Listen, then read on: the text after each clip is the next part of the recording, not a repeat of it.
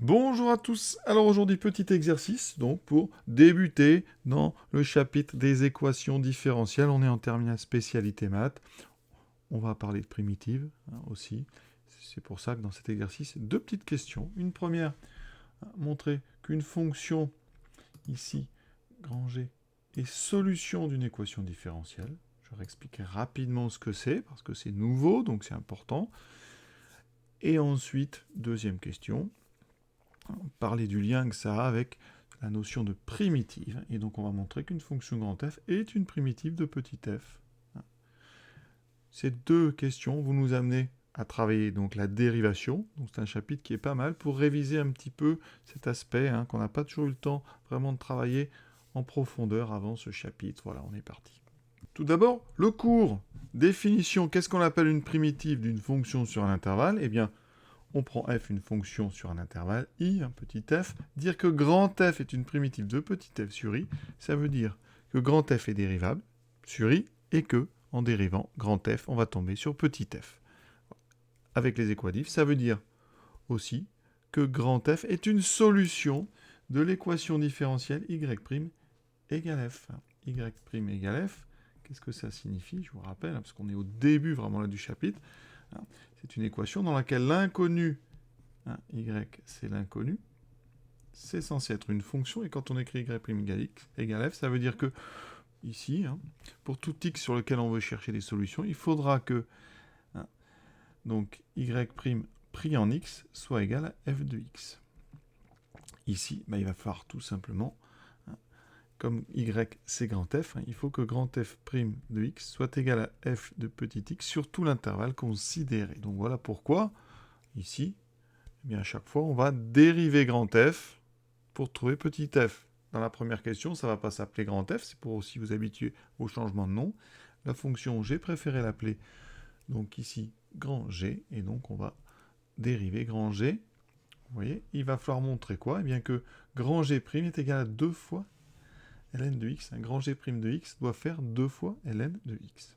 Donc on va vraiment essayer de rédiger ça de façon rigoureuse. Donc g est solution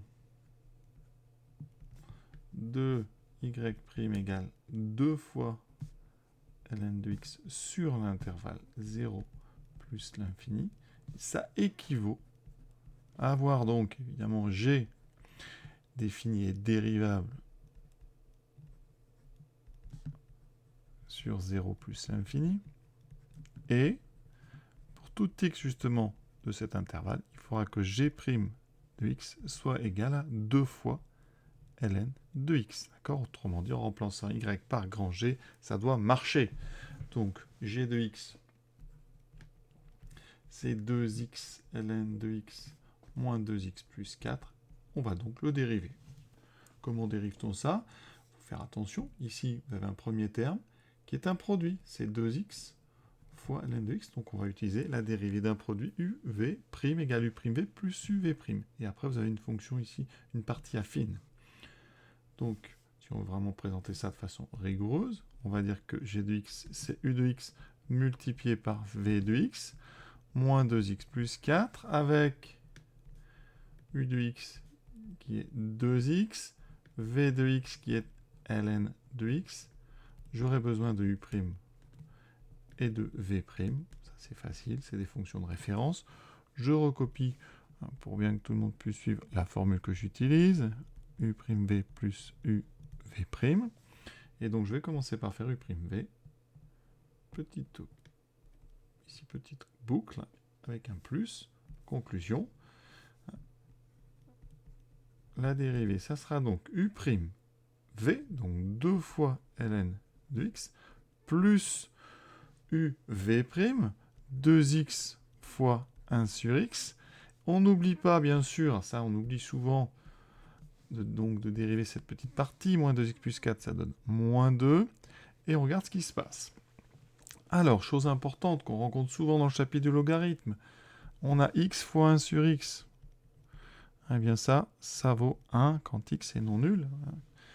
Et donc ici, les x vont se simplifier. Qu'est-ce qu'il me reste? Il me reste 2 ln de x plus donc 2 moins 2 Il me reste donc 2 ln de x. Exactement ce qu'on voulait. Hein. Ça, c'est valable pour tout x strictement positif. Donc, on a bien g qui est dérivable. Hein. Alors, je ne l'ai pas dit, mais ici, g, c'est somme et produit de fonctions dérivables sur 0 plus l'infini. Sa dérivée, c'est bien ce qu'on voulait, c'est-à-dire ici 2 ln de x. Conclusion, j'ai effectivement, eh bien, solution de notre équation. Deuxième question. Maintenant, il s'agit de montrer qu'une fonction est une primitive d'une autre. Alors, grand F est une primitive de petit f sur R si eh bien, grand F est dérivable et si en dérivant, on retombe sur petit f. Donc, il s'agit d'un exercice de dérivation. Donc, ici, on sait que pour tout x appartenant à R, grand F de x, c'est 2 exponentielle x sur exponentielle x plus 3. Alors, on vous dit que f est défini, donc vous devez l'accepter. On peut quand même le vérifier. Qu'est-ce qui pourrait poser problème? Eh bien, c'est ce quotient. Or, je sais que pour tout x strictement positif, que pour tout x réel, je sais qu'exponentielle x est strictement positif. Donc, en rajoutant 3, ce qu'on a en dessous est strictement positif, c'est donc différent de 0. Donc, aucun problème pour la définition de cette fonction. Pour la dérivation, c'est un quotient. U sur V avec U qui est 2 exponentielle x, V de x qui est exponentielle x plus 3, U et V sont dérivables sur R, aucun souci. Et pour tout x appartenant à R, on sait que V de x est différent de 0, puisque f est défini, grand F. On peut donc utiliser, déjà on peut dériver f, et on peut utiliser la formule dérivée d'un quotient, qui est donc u'v moins uv' sur v carré. D'accord? Donc ces deux choses-là, c'est-à-dire que grand F est dérivable.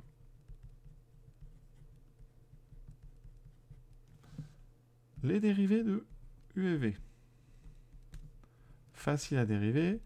Exponentielle et sa propre dérivée. Donc ici, j'ai 2 fois exponentielle x. Et ici, j'aurai exponentielle x. Le plus 3 disparaît. J'applique la formule rigoureusement. Donc ici, en haut, je vais avoir u'v, donc ce produit-là, moins l'autre produit.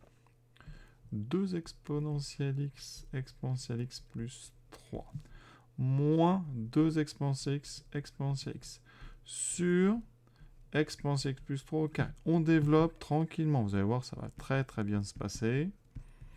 Donc 2 exponentielle x plus 2 fois 3, 6 exponentielle x, moins 2 exponentielle x. On remarque évidemment qu'il y a deux termes qui s'annulent. Il me reste 6 exponentielle x sur exponentielle x plus 3 au carré. Et vous voyez bien que c'est exactement f de x. Donc, pour tout x, grand f' de x égale f de x. Et donc, grand f' égale f sur R. Ça fait de grand f une primitive de petit f sur R. Petite remarque avant de terminer cette vidéo. On aurait pu ici, mais ça n'aurait pas eu un grand intérêt, mais ça me permet de vous rappeler, exponentielle x fois exponentielle x, ça on aurait pu regrouper, ça ferait exponentielle 2x. Le produit d'exponentielle, c'est l'exponentielle de la somme. Voilà, et ça aurait quand même ici donné deux termes qui s'annulent, donc ça n'aurait rien changé, mais ça me permet comme ça de vous faire réviser un petit peu l'exponentielle. Donc voilà, je vous souhaite une bonne fin de journée à tous, à bientôt.